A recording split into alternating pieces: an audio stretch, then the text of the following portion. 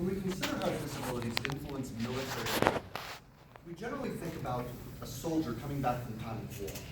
But what about families where a service member has a child or a spouse with disabilities?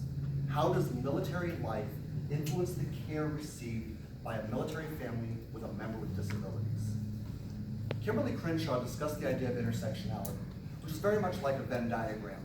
In this case, we're dealing with families, where on one side we have military service, where public support is arguably the highest, and the concerns are moving from base to base, or perhaps issues of time of war. On the other half of this diagram, we have families where there's an individual with disabilities, where public support is generally in the form of pity. In these families, the concerns are identifying services for their members and maintaining those services. In the overlap, we have families that are dealing with both sets of issues. The literature doesn't tell us very much about their lives. So how are these families providing services for their members?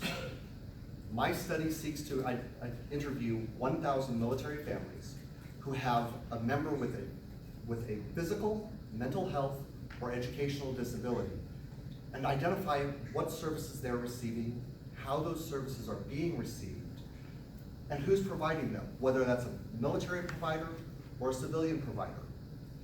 I want to look at if there's a pattern in how these families are meeting these needs.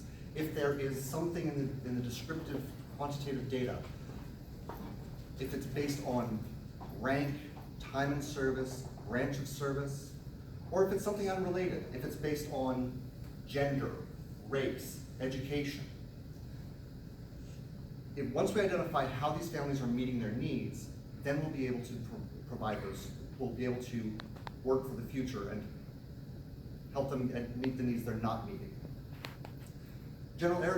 Why does this matter? I mean, General Eric Shinseki identified in 2003 that it's critical to take care of the military family so that the service members can focus on protecting the country. If families are not having their needs met while they're in the military, when the public support is arguably the highest, how will they have their needs met when they come back to our communities? When the public support is arguably pity. Our military families deserve more than pity. Thank you.